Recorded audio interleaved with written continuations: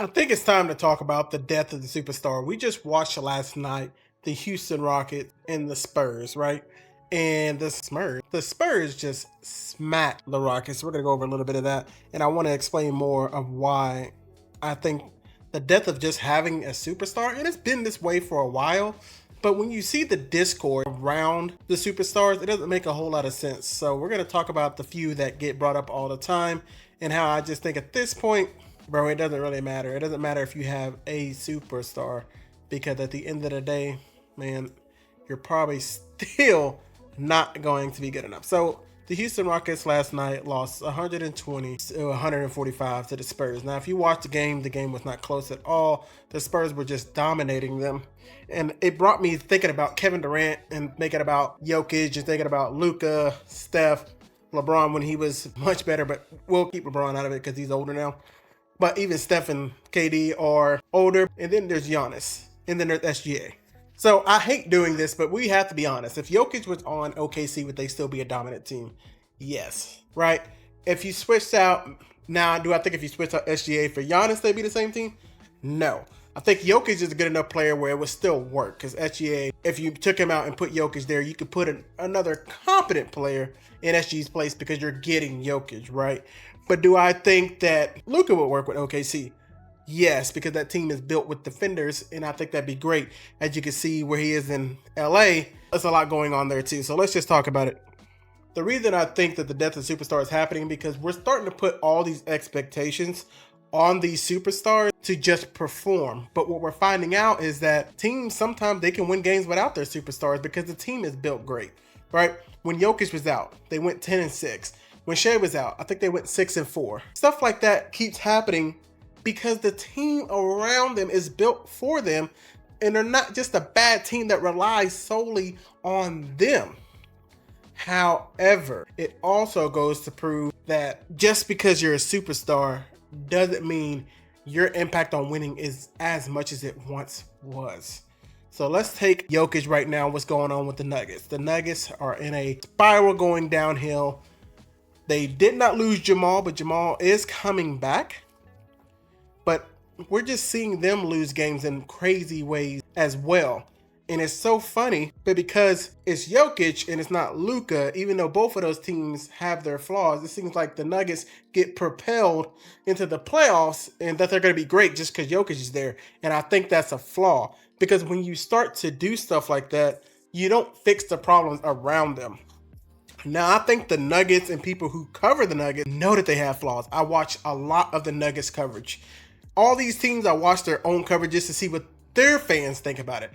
The Nuggets fans don't think that the Nuggets are contenders. They think they could possibly, with a puncher's chance, win a championship.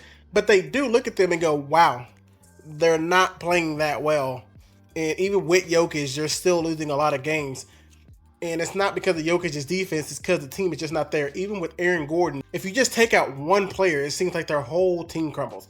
Aaron Gordon came back, Cam Johnson came back, but as soon as Jamal went down, they got blown out by 39 points, their biggest loss in Jokic's career.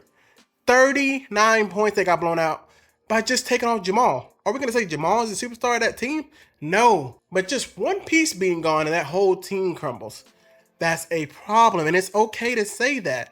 And then we take the Rockets. They lose Fred VanVleet at the very beginning of the season. And at first it was okay, but you see them starting to crumble because they're defensive woes. It's just their team isn't good enough to go against somebody like Spurs. Will they do good against the Lakers?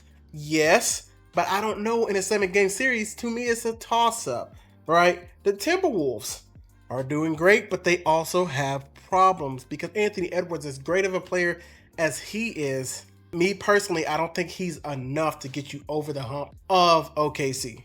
Wemby playing excellent. His youth will probably be the problem in the playoffs. But the Spurs were playing fine without Wemby. And then we have Giannis. We thought the team was going to be great. Not great. Nobody thought they were going to be a championship team. But we thought they'd make a little bit of noise. No. With Giannis, they're trash. Without Giannis, they're trash. Doesn't matter if you put them out there or not. And they put them out there the other night, I think against the Celtics, with no Jaylen Brown, and they got mopped. So I think And I don't know what the discourse will be going forward, but I think we need to stop focusing on let's just get an ultra superstar and he has to be the best ever. How about you just get a superstar, which is fine, but the rest of the players can just be pieces that fit. OKC does not have a bona fide secondary superstar on that team. They don't, but they can still dominate teams because SGA is great enough, but he works with that team perfect. Luka got Dallas to the finals because he worked with that team perfect. And Kyrie to me is not a bona fide secondary best player. You know what I mean? I think Kyrie I think he's a good player. I don't know if I would go to say he's a great player. I think he's gonna win you some games. But if he was by himself, do I think he'd be on that same level as a Luka, Giannis, Jokic, SGA? And shout out to SGA. I had my doubts about him because when he played for the Clippers and then he got traded, I'm like, this dude ain't gonna do nothing for this team. But shout out to SGA for taking that opportunity, and man, it's just beautiful to see. I know people call him a foul merchant, but that's what you want to see in the NBA. And I wish he got celebrated more, but he just doesn't, because we put way too much focus on the Lakers and Luka. And I am a LeBron Luka guy. I like them. I like Jokic. I don't mind them being, well, Jokic doesn't get covered that much, but I like them. But still, at the end of the day, I don't want to hear about LeBron and him being old and Jordan and having to think about Luka, and then Luka, he's not as good as Kobe. And it's just like, man, I don't want to hear all that, bro. I sometimes want to hear about the other players. And even Giannis, to me, sometimes gets a little bit too much coverage for how bad his team is playing. Like, I don't think that if you put Giannis on, and here's what my main point was. I don't think if you put Giannis on a team that is an automatic, you're going to the championship. Those times are gone. The reason I brought up the Rockets and the Spurs is because they say that about Kevin Durant everywhere he goes. Since the Warriors, that man has not been to a conference finals. I know, toe on the line. He was this close, 49-point game, to possibly being there. That's the point. The NBA is a game of inches. It really is. Like, you miss a shot by 1 inch, it's too far to the left. One bounce out, your whole career changes. Now, a lot of things lead up to that point, but think about Kawhi Leonard in the 2019 season when he makes that shot against Joel. It did not swish. It didn't hit the bottom of the net. It bounced just right. That changed the trajectory possibly of Joel's career, of Kawhi's career. Anything could have happened, but at the end of the day, turned everything around. So this whole notion that if you take Kevin Durant and just place him on a team, they're automatically a contender. I don't think so. I know they're the 4th seed right now. I just don't think that Kevin Durant is just this magical player that you can place him on any team and he'll win, because I don't think that about anyone.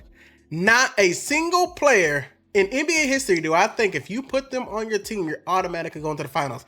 I know LeBron was able to go to 8 straight finals, and that was amazing. But I don't think that if you had put LeBron on any team, I think the team had to be at least halfway decent. And LeBron did get players that he wanted for the most part.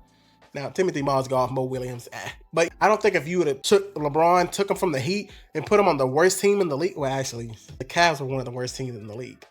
But if you were to put him on, I think really, if he had gone to the Wizards, I just don't know if he would have got to the finals. Maybe I'm wrong. But I think the NBA is just more complicated than that. So take anybody. I don't care if you take Michael Jordan and put him on a team. I don't care if you take Hakeem. I don't care if you take Shaq, Kobe. It doesn't matter. To me, you can't just say, hey, if this person is on this team, it's an automatic championship. I think those times never really existed. I think the teams you were on matter so much. Magic being on the Lakers with Kareem mattered because he had James Worthy, he had all these other great players. I just think we're putting too much pressure on these guys to succeed. Well, Jokic, like I said, I don't think Jokic gets that much pushback. Not in the media, maybe on Twitter, but not on the media. I don't think the media cares. I think they see Jokic as a Dirk. I think they see Jokic as another Dirk. Not skill-wise, but if he doesn't get another one, who cares? Giannis, they don't treat him like that. I think people are really hard on Giannis. If Giannis doesn't get another one, they'll be like, shame on you. But Jokic, I don't think they care because they don't think he's going to leave the Nuggets. And nobody wants to play for the Nuggets, so I don't think that they care if he wins another one. I think SGA has already got the pressure on him to win another one. and he possibly might. Thinking about Jason Tatum now that he's back. If he don't win one, they'll give him a pass this year, but they're going to give him a pass next year. And so I think we just need to calm down, breathe. Let's enjoy basketball for what it is and just enjoy and talk about the teams losing. The Nuggets themselves are not good enough to win a championship, not Jokic.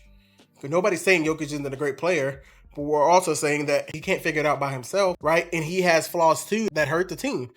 LeBron, he's old now. And sometimes the Lakers can win games without him. Sometimes there needs to be some kind of mix-up. We don't need to denigrate LeBron. The team is not built for LeBron, Austin, and Luka necessarily to play at the same time. Or if it is possible, they do have a positive net rating, then maybe possibly we can mix it up, figure it out. But that's the beauty of basketball. It is really just, man, if this player does this, then this might happen. And I love that. I just get sick of the superstar talk all the time of just because this guy loses, it is not a reprimandum. I can't even say that word. I don't know why I picked that word. It doesn't mean that it's all their fault. This didn't work with that team. Now, sometimes the players are the problem. And I don't want to call anybody out, but sometimes there's players that they don't perform well. But sometimes it's like this superstar, they have this amazing talent, but their defense is a little weak. And so that can hurt him if he's on this team that doesn't have great defenders. Luka, that's a great example, right?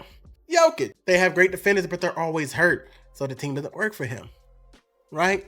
I'm just saying. So I'm just picking out the same guys because those are the guys who are superstar status. Obviously, I could talk about Donovan Mitchell. I could talk about James Harden. And I could talk about some dudes. Look at the Hornets and how they're coming together. Do I think they're going to win the championship? Heck no. Sometimes it's just a game of run. Sometimes it's a game of momentum. But at the end of the day, I think the Hornets can make some noise. But they don't have a bona fide superstar. I don't think LaMelo is the bona fide superstar.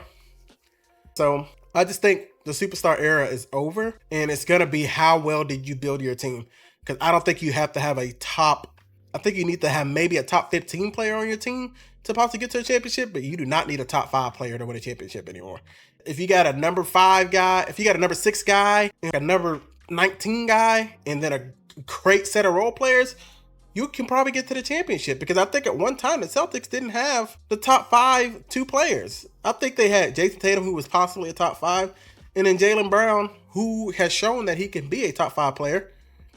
I think he was sitting around that 11-12 area, and they still made it work because the team around them was great. They are the 2nd seed because of that. So I think once stop talking about superstar just that, and is this going to affect his legacy and all this? Maybe slow down. Let's talk about the team. Let's enjoy the NBA because it is a beautiful game now. I know people hate it and the foul baiting, and I just disagree, dude. Watching the NBA today is so amazing, and I've been wanting to talk about the NBA for years, and I'm so glad that this is the era I get to talk about it in because, man, there's just so many great players and so many great role players.